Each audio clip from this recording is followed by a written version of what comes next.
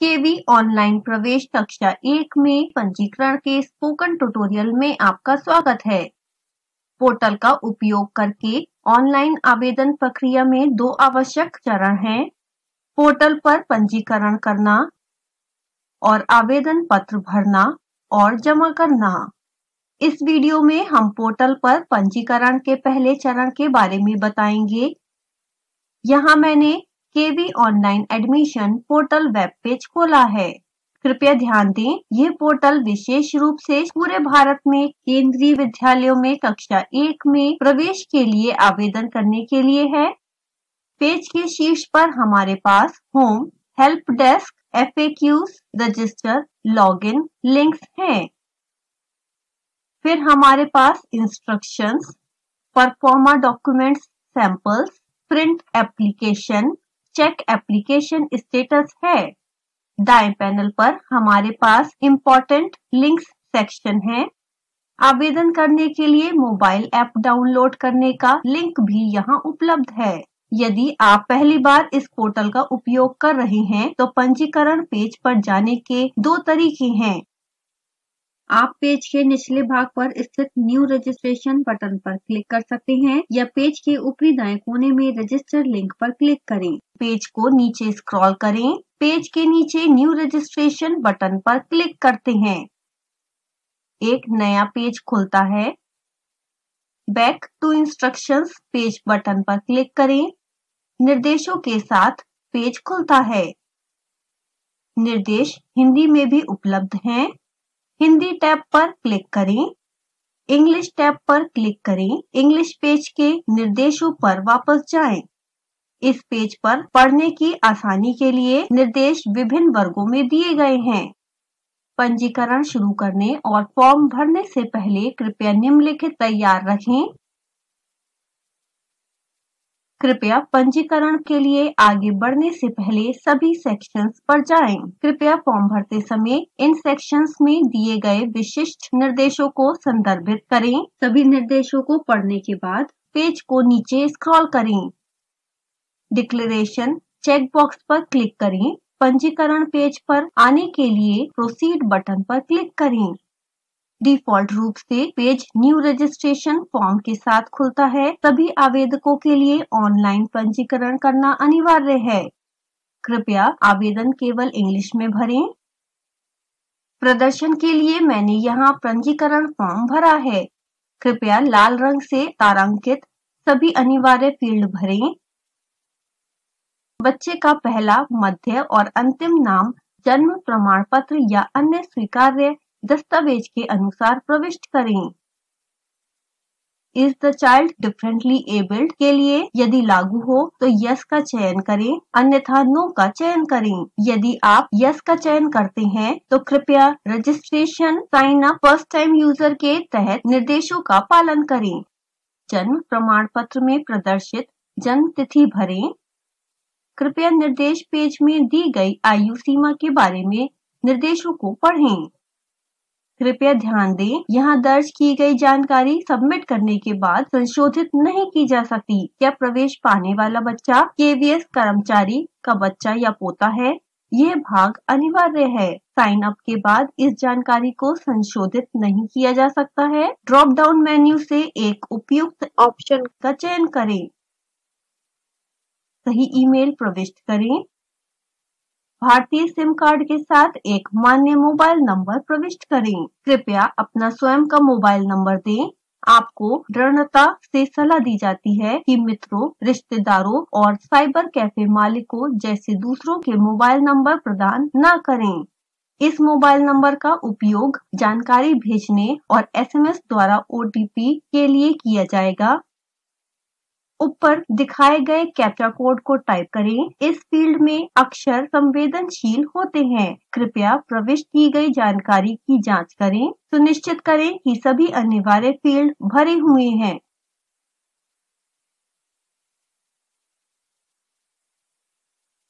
कृपया ध्यान दें, पंजीकरण के दौरान उपरोक्त फील्ड में प्रविष्ट की गई जानकारी को प्रवेश आवेदन पत्र में पहले से भरा हुआ दिखाया जाएगा।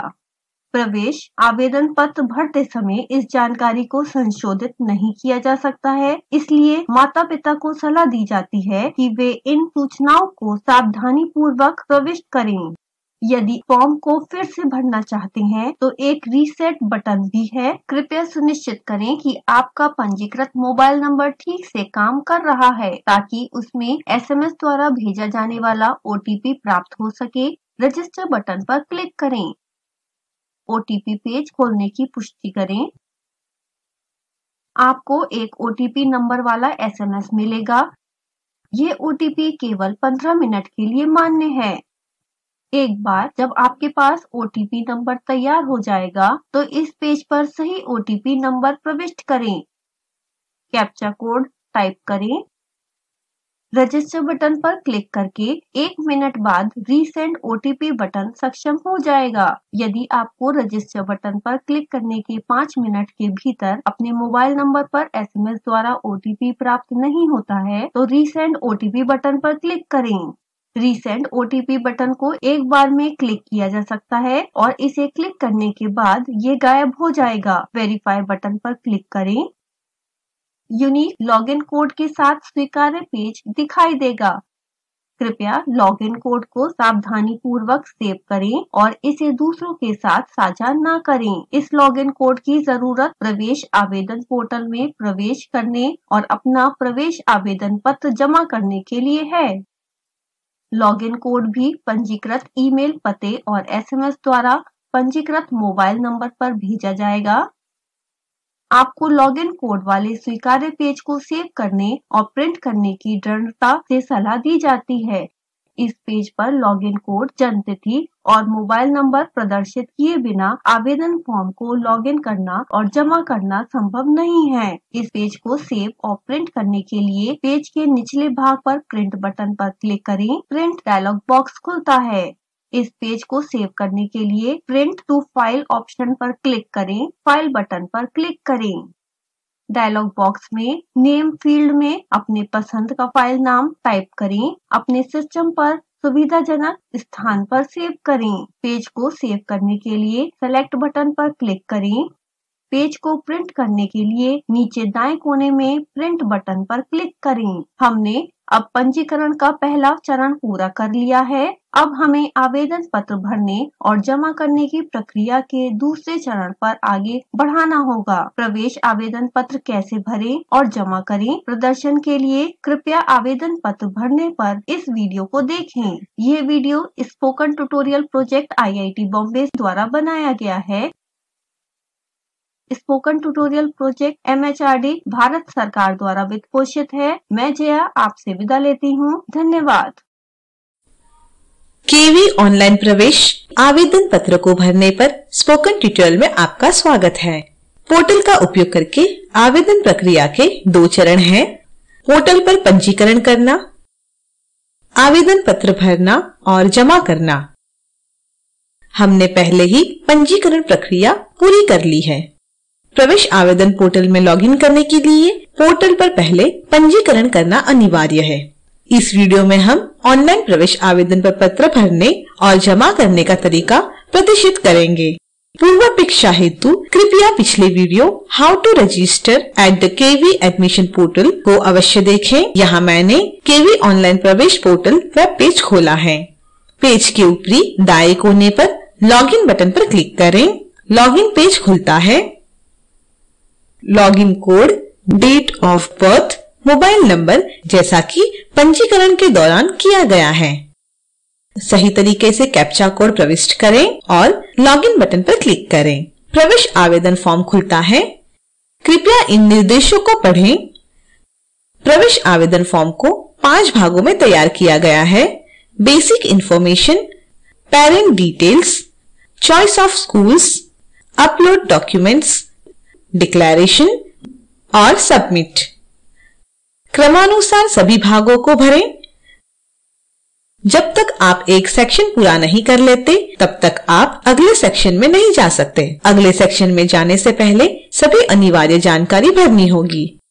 सबसे पहले बेसिक इंफॉर्मेशन सेक्शन खुलता है। प्रवेश से संबंधित बच्चे की मूल जानकारी इस सेक्शन में भरी जानी चाहिए। इस फॉर्म के कुछ भाग पंजीकरण के दौरान प्रदान की गई जानकारी से भरे हुए हैं। इस फील्ड की जानकारी को इस चरण पर बदला या संशोधित नहीं किया जा सकता। आवेदन पत्र भरने से पहले कृपया निर्देशों को ध्यान से पढ़ें। आवेदन पत्र भरना जारी रखें। प्रदर्शन के उद्देश्य के लिए मैंने एक उदाहरण के साथ यहाँ फॉर्म भरा है। ड्रॉप डाउन से बच्चे का लिंग चुनें। यदि आपकी बालिका है तो whether applying in single girl child category enable होगा। कृपया यह निर्धारित करने के लिए कि बच्चा इस श्रेणी में प्रवेश के योग्य है या नहीं, KVS प्रवेश नियमों की जांच करें। यदि आप यस चुनते हैं, is a twin triplet girl sibling also applying for admission field enable होता है। उपयुक्त विकल्प भरें। इस फॉर्म में हम नो पर क्लिक करेंगे और आगे बढ़ेंगे। यदि आपकी जुड़वा या 3 बालिका है तो इस विकल्प का उपयोग करना चाहते हैं तो कृपया इस ट्यूटोरियल को अभी जारी रखें और आवेदन फॉर्म भरने से पहले special cases and examples tutorial देखें। यह वीडियो बताएगा कि प्रवेश के लिए आवेदन करने वाले जुड़वा 3 बहनों का विवरण कैसे भरें। फैमिली इनकम ग्रुप, कृपया उचित विकल्प का चयन करें। यदि आर्थिक रूप से कमजोर वर्ग या गरीब रेखा से नीचे का विकल्प चुना गया है तो उचित फील्ड्स में प्रमाण पत्र का विवरण भरें। जाति श्रेणी में उचित विकल्प का चयन करें। OBC, non creamy layer, SC, ST, आर्थिक रूप से कमजोर वर्ग, गरीबी रेखा से नीचे और निःशक्तजन श्रेणी के लिए बच्चे का प्रवेश राइट टू एजुकेशन या RTE श्रेणी के तहत KVS दिशा निर्देशों के अनुसार माना जाएगा। अगले पेज पर जाने से पहले आवेदन सेव करें। सेव एप्लीकेशन बटन पेज के ऊपरी दाएं कोने पर उपलब्ध है। यह आपको आंशिक रूप से भरे हुए आवेदन पत्र को सेव करने में मदद करेगा। सेव एप्लीकेशन बटन पर क्लिक करें। एक मैसेज प्रदर्शित होता है। ओके पर क्लिक करें। कृपया ध्यान दें कि फॉर्म केवल आपके लिए बाद के सत्र में भरना जारी रखने के लिए सेव हुआ है। फॉर्म अभी तक KVS को जमा नहीं किया गया है। पेज के नीचे नेक्स्ट बटन पर क्लिक करें। यह आपको पेरेंट डिटेल्स पेज पर ले जाएगा। यहाँ इस पेज पर माता पिता का विवरण भरना होगा। कृपया सांकेतिक फील्ड्स में माता पिता का उचित विवरण भरें। कम से कम एक अभिभावक का विवरण अनिवार्य है। प्रदर्शन के लिए मैंने एक उदाहरण के साथ फॉर्म भरा है। यदि आप चाहते हैं कि माता का पता पिता या इसके विपरीत के लिए उपयोग किया जाए तो आप उपयुक्त बटन पर क्लिक करके कर सकते। यदि कोई अभिभावक कार्यरत नहीं है तो आप संबंधित फील्ड्स को यहाँ खाली छोड़ सकते हैं। आवेदन फॉर्म सेव करें। नेक्स्ट बटन पर क्लिक करें। चॉइस ऑफ स्कूल्स सेक्शन खुलता है। इस सेक्शन में उनके बीच बिना किसी वरीयता के 3 अलग अलग केंद्रीय विद्यालय के लिए विवरण भरने का विकल्प है। यदि आप 3 स्कूल में कम से कम आवेदन करना चाहते हैं तो आप अपने अनुसार स्कूल पसंद करने के लिए एक या अधिक टैब छोड़ सकते हैं। हालांकि कम से कम एक स्कूल चुना जाना चाहिए। ड्रॉप डाउन मेनू में से स्कूल का राज्य चुनें। ड्रॉप डाउन मेनू से स्कूल का चयन करें। चयनित राज्य के सभी KV स्कूल ड्रॉप डाउन में सूचीबद्ध है। इस स्थिति में मैं KV भांडुप चुनूंगी। इस स्कूल को डिफेंस श्रेणी के स्कूल के रूप में वर्गीकृत किया गया है। इस स्कूल में रक्षा कर्मचारियों के बच्चों को सर्वोच्च प्राथमिकता मिलती है। इस विशिष्ट उदाहरण में हम यह मान रहे हैं कि बच्चे की माँ एक रक्षा कर्मचारी है। चयनित स्कूल का नाम विद्यालया 1 टैब पर दिखाई देता है। चयनित स्कूल के बारे में जानकारी स्वचालित रूप से प्रदर्शित की जाएगी। निवास से विद्यालय की दूरी। यह विकल्प केवल उस स्थिति में सक्षम है जहां आवेदन RTE श्रेणी के तहत मान्य है। चूंकि यह एक शहरी स्कूल है जो 5 किलोमीटर से कम या उसके बराबर है, वह RTE के तहत प्रवेश के लिए मान्य होगा। 5 किलोमीटर से अधिक दूरी वाले RTE के तहत प्रवेश के लिए मान्य नहीं होंगे। आगे बढ़ने से पहले कृपया सेवा श्रेणी के बारे में इन निर्देशों को पढ़ें। यहाँ क्वेरी है, do you need help in filling service priority category? यह सुविधा आपको सर्वश्रेष्ठ सेवा प्राथमिकता श्रेणी तय करने में मदद करने के लिए प्रदान की गई है। यदि आप उस सेवा प्राथमिकता श्रेणी के बारे में सुनिश्चित हैं जिसे आप लागू करना चाहते हैं, तो आप नो चुन सकते हैं। इस मामले में नीचे दिए गए ड्रॉप डाउन से सेवा प्राथमिकता श्रेणी चुन सकते हैं, जैसा कि यहाँ दिखाया गया है। गलत सेवा प्राथमिकता श्रेणी में प्रवेश करने से स्कूल में बच्चे के प्रवेश की संभावना प्रभावित हो सकती है। सेवा प्राथमिकता श्रेणी भरने में मदद के बारे में अधिक जानकारी के लिए कृपया special cases and examples tutorial देखें। अधिक स्पष्टता के लिए निर्देश देखें। उन माता पिता दादा दादी श्रेणी का चयन करें जिनकी सेवा प्राथमिकता श्रेणी और स्थानांतरण का प्रवेश के लिए विचार किया जाना आवश्यक है। मैं माँ को चुनूंगी। कृपया चुने जो भी आपके लिए लागू है। Whether selected parent has been transferred in last 7 years as on date। यदि आप यस चुनते हैं तो तालिका में स्थानांतरण विवरण भरें। मैं नो चुनूंगी। आवेदन सेव करें। यदि आप द्वितीय स्कूल में आवेदन करना चाहते हैं तो विद्यालय 2 टैब पर क्लिक करें। इस स्कूल के लिए एक नया पेज खुलता है। यहाँ मैं KVONGC पनवेल स्कूल चुनूंगी। यह प्रोजेक्ट स्कूल के रूप में वर्गीकृत है। ONGC पनवेल के कर्मचारियों के बच्चों या पोते पोतियों के लिए इस स्कूल में प्रवेश की सर्वोच्च प्राथमिकता दी जाएगी। इस विशिष्ट उदाहरण में हम बच्चे के माता पिता को ONGC पनवेल का कर्मचारी मान लेंगे।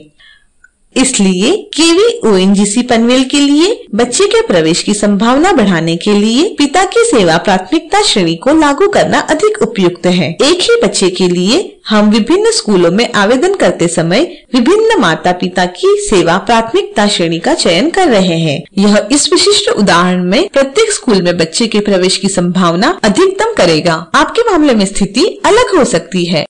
प्रत्येक स्कूल में बच्चे के प्रवेश के अवसर को अधिकतम करने के लिए आपको ध्यान से माता पिता या दादा दादी के विकल्प का चयन करना चाहिए। यदि आप तीसरे और अंतिम स्कूल के लिए फॉर्म भरना जारी रखना चाहते हैं तो सिलेक्ट केंद्रीय विद्यालय 3 टैब पर क्लिक करें। यहाँ मैंने KVIIT पवई चुना है। इस स्कूल को इंस्टीट्यूट ऑफ हायर लर्निंग श्रेणी के अंतर्गत वर्गीकृत किया गया है। इस स्कूल में प्रवेश के लिए सर्वोच्च प्राथमिकता प्रायोजक संस्थानों IIT बॉम्बे, समीर और नीति के कर्मचारियों के बच्चों को या पोते पोतियों को दी जाएगी। यहाँ मैंने बच्चे के दादा को IIT बॉम्बे का सेवानिवृत्त कर्मचारी माना है।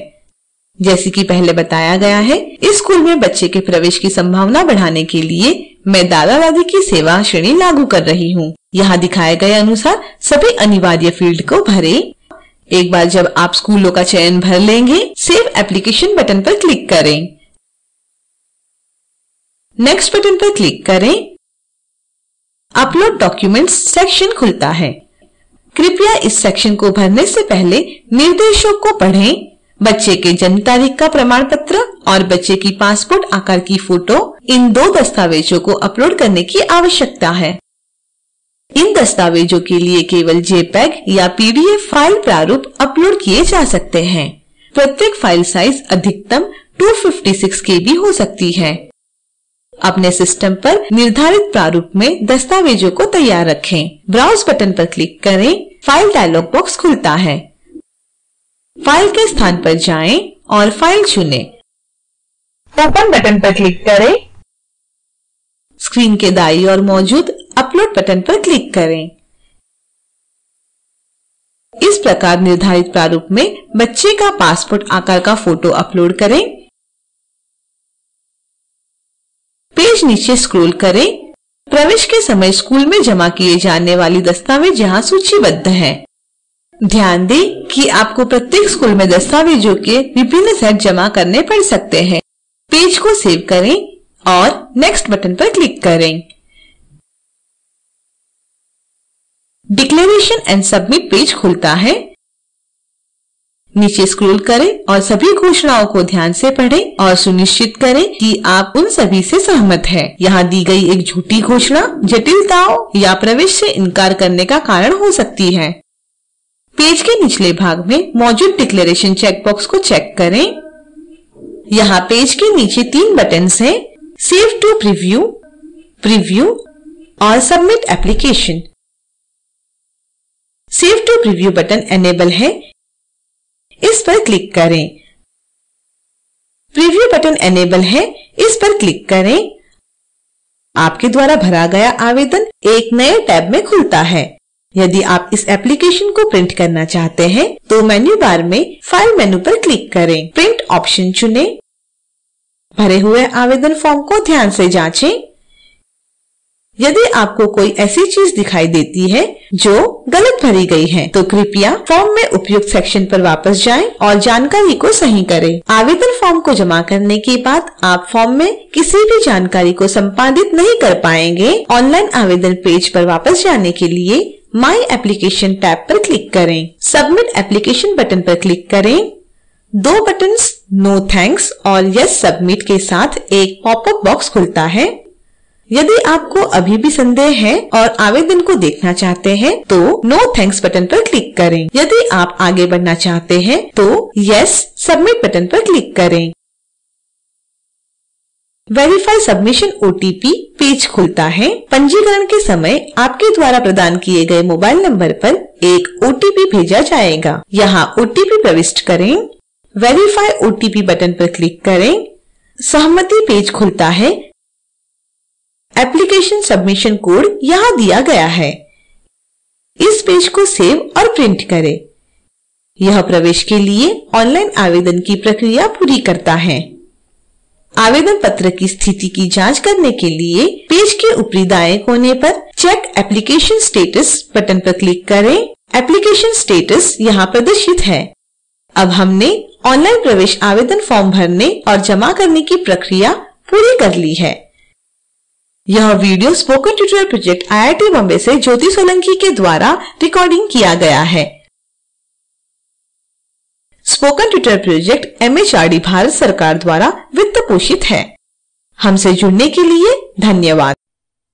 केवी ऑनलाइन एडमिशन सत्र विशेष स्थितियों और उदाहरणों के इस स्पोकन ट्यूटोरियल में आपका स्वागत है। इस ट्यूटोरियल में निम्न विशेष स्थितियों में आवेदन फॉर्म को कैसे भरना है इसको दिखाया जाएगा। वे आवेदन जो सिंगल गर्ल चाइल्ड श्रेणी में जुड़वा, ट्रिपलेट या सहोदर जुड़वा बच्चों के लिए किए जा रहे हैं। सेवा श्रेणी की प्राथमिकता के चयन में सहायता। पूर्ण रूप से भरे गए आवेदन फॉर्म का रद्दीकरण। आपसे अपेक्षा की जाती है कि आप केवी एडमिशन पोर्टल पर पहले से उपलब्ध रजिस्ट्रेशन और आवेदन पत्रों को भरना विषय का वीडियो अवश्य देख लें। अब मैं सिंगल गर्ल चाइल्ड श्रेणी के अंतर्गत विशेष स्थिति जैसे कि जुड़वा, ट्रिपलेट और सहोदर जुड़वा के आवेदन को कैसे भरना है दिखाती हूँ। सिंगल गर्ल चाइल्ड योजना की शर्तों के लिए KVS की प्रवेश मार्गदर्शिका का अवलोकन अवश्य करें। ऑनलाइन आवेदन में सभी जुड़वा, ट्रिपलेट और सहोदर जुड़वा बच्चे का अलग अलग पंजीयन करना, पूर्ण आवेदन पत्र भरकर उसे सबमिट करना आवश्यक है। उदाहरण हेतु केवी ऑनलाइन एडमिशन पोर्टल में मैंने दोनों जुड़वा बहनों का पंजीयन किया है। यहाँ पर मैंने पहले से केवी ऑनलाइन एडमिशन पोर्टल पर भरा गया एक जुड़वा बहन का आवेदन फॉर्म खोल रही हूँ। मूलभूत जानकारी वाले सेक्शन में जब whether applying in single girl child category पूछा जाए तब यस का चयन करें। Is a twin, triplet, girl sibling also applying for admission का बटन दिखाई देगा, तब यस का चयन करें। जुड़वा ट्रिपलेट को लिंक कैसे करेगा, एक पॉपअप बॉक्स दिखाई देगा। इसमें लिंकिंग कोड को कैसे जनरेट किया जाएगा की जानकारी प्राप्त होगी। जानकारी को सावधानी पूर्वक पढ़कर क्लोज बटन को दबाएं, जिससे पॉपअप बॉक्स बंद हो जाएगा। Generate a linking code button को क्लिक करें। पॉपअप बॉक्स में एक कोड दिखाई देगा। इस कोड को सावधानी पूर्वक लिख लें या प्रिंट स्क्रीन ऑप्शन से सेव कर ले। ओके बटन को क्लिक करें, जिससे पॉपअप बॉक्स बंद हो जाएगा। अब लिंकिंग कोड टेक्स्ट बॉक्स में लिंकिंग कोड दिखाई देगा। आवेदन फॉर्म को पूर्ण रूप से भरें। आवेदन फॉर्म को सबमिट करें। अब मैंने दूसरी जुड़वा बहन का आवेदन फॉर्म को खोला है। यहाँ जैसे बताया गया है उसी तरह फॉर्म को भरें। कृपया ध्यान दें, हमने पहली जुड़वा बहन की लिंकिंग कोड को जनरेट किया है, इसलिए पुनः कोड को जनरेट करने की आवश्यकता नहीं है। अब पहले से लिंकिंग कोड टेक्स्ट बॉक्स से प्राप्त लिंकिंग कोड को दर्ज करें। यह कोड पहली जुड़वा बहन के आवेदन फॉर्म को भरते समय जनरेट किया गया था। महत्वपूर्ण सूचना, कृपया यह पुनः अलग से लिंकिंग कोड को जनरेट न करें। सभी आवेदन फॉर्म एक दूसरे के साथ लिंक हो, इसलिए आवश्यक है कि एक लिंकिंग कोड का उपयोग किया जाए। अगर ट्रिपलेट की स्थिति है तो 3 आवेदन फॉर्म को लिंक किया जाना चाहिए। ऐसी स्थिति में पहली कन्या के समय लिंकिंग कोड को जनरेट किया जाए और उस लिंकिंग कोड का उपयोग अन्य 2 बहनों के फॉर्म को भरते समय किया जाए। अगर आपके लिए अलग-अलग बहनों के लिए अलग-अलग लिंकिंग कोड को जनरेट किया है तो उनके आवेदन सिंगल गर्ल चाइल्ड योजना के उद्देश्य के लिए लिंक नहीं होंगे। कृपया इस अनुदेश को सावधानीपूर्वक पढ़ें।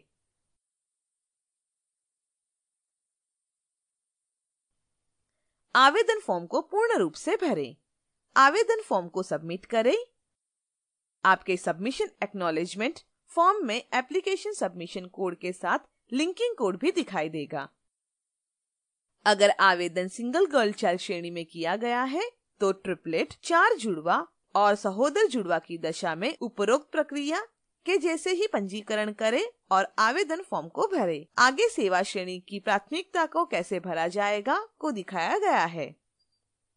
यहाँ मैंने ऑनलाइन एप्लीकेशन फॉर्म के चॉइस ऑफ स्कूल सेक्शन को खोला है। मैंने निम्नलिखित उदाहरणों के आवेदन फॉर्म के चॉइस ऑफ स्कूल सेक्शन को भरने के लिए किया है। विद्यालय 1, मैंने माता की सेवा प्राथमिकता का चयन किया है जो कि रक्षा क्षेत्र में कार्यरत है। विद्यालय 2 में मैंने पिता के सेवा की प्राथमिकता का चयन किया है जो ओएनजीसी प्रोजेक्ट क्षेत्र में कर्मचारी है। विद्यालय 3, सेवानिवृत्त दादाजी के सेवा प्राथमिकता का चयन किया है जो इंस्टीट्यूट ऑफ हायर लर्निंग के कर्मचारी थे। विद्यालय 1 के लिए जैसे कि माता रक्षा क्षेत्र में कार्यरत है, इसलिए मैंने उस विद्यालय का चयन किया जो डिफेंस कैटेगरी में सूचीबद्ध है। नीचे स्क्रॉल करें। श्रेणी की प्राथमिकता को भरने से पहले इन अनुदेशों को सावधानी पूर्वक पढ़ें। एक प्रश्न, do you need help in filling service priority category पूछा जाएगा। उचित सेवा श्रेणी की प्राथमिकता का चयन कर सके, इसलिए यह सुविधा उपलब्ध कराई गई है। अगर आप यस बटन पर क्लिक करते हैं तो निम्न डिस्क्लेमर को अच्छी तरह से समझ लेना चाहिए। हालांकि आवेदन पत्र की इस विशेषता में श्रेणियों की परिशुद्धता सुनिश्चित करने के लिए सभी प्रयास किए गए और सावधानी बरती गई है, लेकिन इसे कानून के वक्तव्य के रूप में या किसी कानूनी उद्देश्यों के लिए उपयोग नहीं किया जाना चाहिए। आवेदक को सलाह दी जाती है कि सेवा श्रेणी को अपने कार्यालय प्रमुख से जांच व सत्यापित करवा ले और ऑनलाइन एडमिशन पोर्टल में फॉर्म भरने से पहले ही सही प्रोफेशनल एडवाइस जरूर ले लें। Select employer of parent, grand parent का चयन करें और तब सिलेक्ट एम्प्लॉयमेंट स्टेटस बटन खुल जाएगी। चूज एम्प्लॉयर पर क्लिक करें।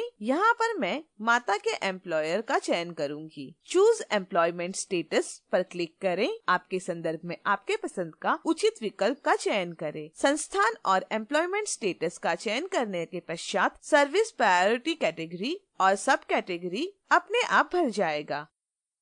इस स्थिति में सेवा श्रेणी की प्राथमिकता उस एक विद्यालय के लिए रहेगी। अगर आप वापस जाकर चयन किए गए विद्यालय को बदलते हैं, यहाँ हमने IIT पवई इस स्कूल का चयन किया है जो कि इंस्टीट्यूट ऑफ हायर लर्निंग के अंतर्गत आता है। इस आधार पर जैसा कि यहाँ दिखाया गया है, हमें निम्न सेवा श्रेणी की प्राथमिकता प्राप्त होती है। सभी विद्यालय के एम्प्लॉयर्स और एम्प्लॉयमेंट स्टेटस की सूची ड्रॉप डाउन मेनू में प्रदर्शित की जा रही है। ड्रॉप डाउन मेनू में जो विकल्प दिए गए हैं सभी विद्यालयों के लिए अलग अलग है। यह विकल्प संबंधित प्रत्येक विद्यालयों द्वारा अलग अलग उपलब्ध कराया गया है। यह विकल्प इस विद्यालय के लिए सेवा श्रेणी की प्राथमिकता को भरने के लिए उपलब्ध कराया जा रहा है। अगर आप इस ड्रॉप डाउन लिस्ट में इच्छित विकल्प नहीं पा रहे हैं तो उचित सेवा श्रेणी, उप सेवा श्रेणी का चयन सीधा ड्रॉप डाउन मेनू से कर सकते हैं। प्रत्येक विद्यालय का सेवा श्रेणी का प्राथमिकता क्रमांक अलग अलग हो सकता है। कृपया KVS की प्रवेश मार्गदर्शिका का अवलोकन करें। उचित अभिभावक दादा दादी नाना नानी की सेवा श्रेणी का सावधानी पूर्वक चयन करें जिससे अधिक मौका उपलब्ध हो सके। यह चयन अलग अलग विद्यालयों के लिए अलग अलग होगा। कृपया ध्यान दें, सेवा श्रेणी का ऑटोमेटिकल चयन यह एक सुझाव मात्र है। इसका उपयोग अ स्टेटमेंट ऑफ लॉ या किसी कानूनी उद्देश्य के लिए नहीं किया जा सकता। अगर आपको ऐसा आभास होता है कि ऑटोमेटिक सिलेक्शन के कारण गलत सेवा श्रेणी, गलत उप सेवा श्रेणी का चयन हुआ है, तब अवश्य ही सही सेवा श्रेणी, उप सेवा श्रेणी का चयन करना चाहिए। विद्यालय 2 पिता की सेवा श्रेणी प्राथमिकता पर आधारित उदाहरण है। यदि पिता ONGC में कार्यरत है और KVONGC पनवेल एक प्रोजेक्ट सेक्टर का KV है और ONGC द्वारा प्रायोजित है। इसलिए जब हम पिता के एम्प्लॉयर और एम्प्लॉयमेंट स्थिति जैसा कि यहाँ दिखाया गया है तो सेवा श्रेणी प्राथमिकता 1 प्राप्त होगी। अर्थात इस विद्यालय में प्रवेश के लिए सबसे ऊंची प्राथमिकता। विद्यालय 3 में उसी छात्र के दादा दादी की सेवा श्रेणी का उदाहरण दिया गया है। दादा इंस्टीट्यूट ऑफ हायर लर्निंग के सेवानिवृत्त कर्मचारी है। चयन किए गए विद्यालय के लिए सेवा श्रेणी प्राथमिकता 1 होगी। सेवा श्रेणी की प्राथमिकता का उचित चयन करते समय यदि किसी शंका या संदेह की स्थिति है तो कृपया KVS से संपर्क करें। निर्दिष्ट पृष्ठ पर क्रमांक 2.4.3 के अनुदेशन को सावधानी पूर्वक पढ़ लें। अब फॉर्म का रद्दीकरण कैसे किया जाएगा उस प्रक्रिया को देखते हैं। आवेदन फॉर्म के रद्दीकरण की प्रक्रिया शुरू करने के पूर्व सामान्य अनुदेश के निर्देशों को अवश्य पढ़ लें। अगर आपको आभास हो रहा है कि फॉर्म में गलत जानकारी भर दी गई है तो आपके पास रद्दीकरण का विकल्प मौजूद है। कृपया नोट करें, सबमिट किए गए आवेदन फॉर्म को रद्द करने के लिए OTP की आवश्यकता होगी जो आपको पंजीकृत मोबाइल नंबर पर भेजा जाएगा। आवेदन फॉर्म को एक बार रद्द कर देने के बाद उसे देखा नहीं जा सकेगा और आवेदन का एप्लीकेशन सबमिशन कोड अमान्य हो जाएगा। आवेदन फॉर्म को रद्द कर देने के बाद किसी भी प्रकार की जानकारी KVS को नहीं दिखाई देगी। लॉगिन पेज पर जाकर पोर्टल को लॉगिन कोड और अन्य जानकारी भरकर लॉगिन करें। पहले से भरे गए फॉर्म की जानकारी स्टेटस ऑफ एप्लीकेशन पर दिखाई देगी। अगर आप फॉर्म को रद्द करना चाहते हैं तब कैंसिल एप्लीकेशन बटन को क्लिक करें। एक पॉपअप बॉक्स खुलेगा। यस कैंसिल द एप्लीकेशन यदि रद्दीकरण की पुष्टि करनी है तो इस सूचना पर क्लिक करें। जब आप कैंसिल बटन पर क्लिक करेंगे तब OTP जनरेट होता है और आपके पंजीकृत मोबाइल नंबर पर भेजा जाएगा। कैंसिल एप्लीकेशन पेज खुलेगा। OTP डालें, कैप्चा कोड को डालें। रद्दीकरण को सुनिश्चित करने के लिए यस कैंसिल द एप्लीकेशन इस बटन पर क्लिक करें। Yes cancel the application page खुलेगा। स्टेटस ऑफ एप्लीकेशन कहता है कि आपका फॉर्म रद्द हो चुका है। जमा किए गए आवेदन फॉर्म को रद्द करने के बाद उसी लॉगिन कोड का उपयोग करके पुनः आवेदन फॉर्म को भरा जा सकता है। यह एक नया फॉर्म माना जाएगा जिसे पुनः भरा जाना और पुनः सबमिट करना अनिवार्य है। पहले जो जानकारी भरी गई थी अब वह KVS के पास किसी भी रूप में उपलब्ध नहीं है। आप रीअप्लाई अफ्रेश और रीअप्लाई विथ एग्जिस्टिंग डेटा इस तरह 2 बॉक्स देखेंगे। यदि आपके पहले फॉर्म में कुछ छोटी सी गलती हुई है तो reapply with existing data button पर क्लिक करें। पुनः फॉर्म को आप आसानी से और जल्दी से भर ले, इसलिए यह सुविधा उपलब्ध कराई गई है। अगर पूर्व में भरे गए फॉर्म में अधिक सुधार की आवश्यकता है तब रीअप्लाई अफ्रेश इस बटन पर क्लिक करें। जब आप reapply with existing data button पर क्लिक करते हैं तब बेसिक इन्फॉर्मेशन पेज संचित डेटा के साथ खुलता है। आवेदन फॉर्म में आवश्यक सुधार करके फॉर्म को सबमिट करें, अन्यथा इस आवेदन की कोई भी जानकारी KVS को उपलब्ध नहीं होगी। एक नया एप्लीकेशन सबमिशन कोड जनरेट होगा जब एक नया फॉर्म सबमिट किया जाएगा। Spoken tutorial project IIT Bombay से इस वीडियो का रिकॉर्डिंग ज्योति सोलंकी द्वारा किया गया है। यह tutorial project MHRD government of India द्वारा वित्त पोषित है। देखने के लिए धन्यवाद। KV online portal choosing service priority category पर स्पोकन ट्यूटोरियल में आपका स्वागत है। इस ट्यूटोरियल में हम बताएंगे कि चॉइस ऑफ स्कूल्स सेक्शन में सर्विस प्रायोरिटी कैटेगरी यानी सेवा प्राथमिकता श्रेणी को कैसे चुनना है। यहाँ मैंने केवी ऑनलाइन एडमिशन पोर्टल खोल लिया है। सबसे पहले पोर्टल पर दिए गए निर्देशों को पढ़ लेते हैं। इंस्ट्रक्शंस लिंक पर क्लिक करें। इंस्ट्रक्शंस पेज खुलता है। बाएं पैनल पर फिलिंग एप्लीकेशन फॉर्म लिंक पर क्लिक करें। पेज रिफ्रेश होता है। चॉइस ऑफ स्कूल्स सेक्शन पर क्लिक करें। कृपया स्कूलों के चयन के बारे में यहां दिए गए सामान्य निर्देशों को पढ़ें। आप एक ही ऑनलाइन एप्लीकेशन फॉर्म से 3 अलग-अलग केंद्रीय विद्यालयों के लिए अप्लाई कर सकते हैं। पेज पर नीचे जाएं। क्या आपको सर्विस प्रायोरिटी कैटेगरी भरने के लिए मदद चाहिए? यह विकल्प चॉइस ऑफ स्कूल पेज में सर्विस प्रायोरिटी कैटेगरी भरते समय आता है। यह विकल्प आपको सबसे अच्छी सर्विस प्रायोरिटी कैटेगरी का निर्णय लेने में मदद करता है। डिस्क्लेमर को सावधानीपूर्वक पढ़ें। इस विकल्प में आप यस चुनकर प्रायोरिटी चुनने में मदद प्राप्त कर सकते हैं। उपरोक्त के लिए आप नो चुनकर अपने आप भी सर्विस प्रायोरिटी कैटेगरी भर के आगे बढ़ सकते हैं। प्रत्येक केवी के लिए सबसे अच्छी सर्विस प्रायोरिटी कैटेगरी निश्चित करने के लिए नीचे वाला सेक्शन पढ़ें। ध्यान दें, एक बच्चे का अलग अलग केंद्रीय विद्यालयों में आवेदन करते समय सर्विस प्रायोरिटी कैटेगरी भिन्न हो सकती है। यह अलग अलग विद्यालयों में पिता, माता, दादा दादी के लिए सर्विस के चयन पर आधारित होता है। सर्विस प्रायोरिटी कैटेगरी सेक्शन में नीचे जाएं। इस सेक्शन में केवीएस एडमिशन निर्देशों के आधार पर सर्विस प्रायोरिटी कैटेगरी दिया गया है। देश के सभी केवी 3 अलग अलग प्रकार के केंद्रीय विद्यालयों में से किसी एक में आते हैं। केंद्रीय विद्यालय अंडर सिविल और defence sector, Kendriya Vidyalaya under institutes of higher learning IHL, Kendriya Vidyalaya under public sector undertakings projects. ये उसी तरह भिन्न हैं जैसे कैटेगरी और सब कैटेगरी में कर्मचारियों के लिए प्राथमिकताएं सेट होती हैं। प्रत्येक विद्यालय की कुछ सर्विस प्रायोरिटी कैटेगरी होती हैं। प्रत्येक सेक्टर में ये संख्या भिन्न होती है। उदाहरण के लिए सिविल और डिफेंस सेक्टर में 5 सर्विस कैटेगरी हैं। IHL और प्रोजेक्ट स्कूलों में 6 भिन्न सर्विस कैटेगरी हैं। ध्यान दें कि IHL और प्रोजेक्ट स्कूलों में पहली कैटेगरी सब कैटेगरी में आगे वर्गीकृत होती है।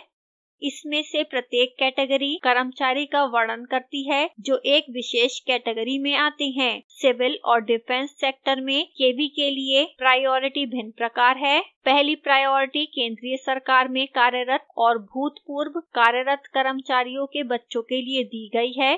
फिर पब्लिक सेक्टर और IHL आता है। तीसरा प्रदेश सरकार के कर्मचारियों के लिए है। चौथा पब्लिक सेक्टर और IHL प्रदेश सरकार के कर्मचारियों के लिए है। इस विद्यालय के लिए आखिरी कैटेगरी उन सभी माता पिता के लिए है जो अभी तक किसी श्रेणी में नहीं आते हैं। इसलिए इसमें अन्य लोगों के अलावा वे माता पिता आते हैं जो स्वनियोजित, बेरोजगार, निजी क्षेत्र में कार्यरत हैं या स्वयं का व्यवसाय करते हैं। इसमें विदेशी नागरिकों के बच्चे भी शामिल हैं जो अपने काम के कारण या किसी व्यक्तिगत कारणों से भारत में रहते हैं। कर्मचारियों के पोते पोती इस श्रेणी के अंतर्गत आने वाले इन स्कूलों के लिए आवेदन करने के पात्र नहीं हैं। कृपया ध्यान दें, IHL और प्रोजेक्ट स्कूलों के लिए संबंधित विद्यालय के प्रायोजक संगठनों के कर्मचारियों के बच्चे और पोते पोती सर्विस प्रायोरिटी कैटेगरी के लाभ उठाने के लिए पात्र हैं। सेवा श्रेणियां प्रत्येक प्रकार के स्कूल के लिए विशिष्ट हैं। उदाहरण के लिए सिविल और डिफेंस स्कूल की श्रेणी 1, IHL और प्रोजेक्ट स्कूलों की श्रेणी 1 से अलग है। यहाँ कुछ उदाहरण हैं। रक्षा संगठनों और पूर्व सैनिकों में कर्मचारियों के बच्चों को सिविल और डिफेंस सेक्टर के स्कूलों के लिए सर्वोच्च प्राथमिकता दी जाती है। जब आप IHL और प्रोजेक्ट स्कूलों के लिए आवेदन कर रहे हैं तो कैटेगरी 2 के अंतर्गत यही आता है। IHL स्कूलों में संस्थान के कर्मचारियों के बच्चों और पोते पोती को सर्वोच्च प्राथमिकता मिलती है। इसी तरह प्रोजेक्ट स्कूलों में प्रोजेक्ट सेक्टर संगठन के कर्मचारियों के बच्चों और पोते पोती को सर्वोच्च प्राथमिकता मिलती है। सिविल और डिफेंस स्कूलों के लिए स्वनियोजित निजी कंपनी के कर्मचारियों और व्यवसाय के अन्य बच्चे श्रेणी 5 के रूप में वर्गीकृत किए जाते हैं। वे IHL और प्रोजेक्ट स्कूल के लिए कैटेगरी 6 में वर्गीकृत किए जाते हैं। अन्य केसेस के लिए service priority category, special cases and examples video में विस्तार से समझाया गया है। यहाँ बच्चों के लिए सर्विस प्रायोरिटी कैटेगरी चुनने के लिए कुछ उदाहरण हैं, जैसे बच्चों के माता पिता जिनका स्वयं का व्यवसाय हो, स्वनियोजित हो, निजी कंपनी में कार्यरत हो या बेरोजगार हो। यहां भरे हुए फॉर्म का एक उदाहरण है। यहां प्रदर्शित उदाहरण में माता एक निजी कंपनी में कार्यरत है। पिता का अपना व्यवसाय है। स्कूलों के लिए निम्न विकल्प हैं: केवी पनवेल, केवी आईआईटी पोवई, केवी भांडुप। स्कूल का पहला विकल्प केवी पनवेल, यह स्कूल प्रोजेक्ट सेक्टर स्कूल की तरह वर्गीकृत किया गया है। हम विभिन्न स्कूलों में आवेदन करते समय अलग अलग माता पिता की सर्विस प्रायोरिटी कैटेगरी चुन सकते हैं, लेकिन इस केस में दोनों तरह के माता पिता के लिए सर्विस प्रायोरिटी कैटेगरी समान है। अन्य कैटेगरी के बच्चों के लिए यहां सर्विस प्रायोरिटी कैटेगरी 6 है। दूसरा स्कूल केवी आईआईटी पोवई है, जो आईएचएल कैटेगरी स्कूल है। यहां भी सर्विस प्रायोरिटी कैटेगरी 6 है। तीसरा विकल्प केवी भांडुप है, यह डिफेंस सेक्टर स्कूल है। यहां सर्विस प्रायोरिटी कैटेगरी 5 होगी। ध्यान दें, यह तीनों केवी में सबसे कम प्रायोरिटी कैटेगरी हैं। यहां एक अन्य उदाहरण है। माता एक दर्जी या स्व नियोजित है। पिता बेरोजगार है। स्कूल पेज के चयन में केवी कोलीवाड़ा एक सिविल स्कूल है। इस स्कूल के लिए दोनों माता पिता के लिए सर्विस प्रायोरिटी कैटेगरी 5 है। अतः service priority category drop down में 5 चुना गया है। स्कूल का दूसरा विकल्प केवी कोलाबा 1 है, यह एक डिफेंस कैटेगरी स्कूल है। सर्विस प्रायोरिटी ड्रॉप डाउन में 5 सही चयन हैं। एडमिशन एप्लीकेशन फॉर्म में सर्विस प्रायोरिटी कैटेगरी भरने से पहले निर्देशों को ध्यान से पढ़ें।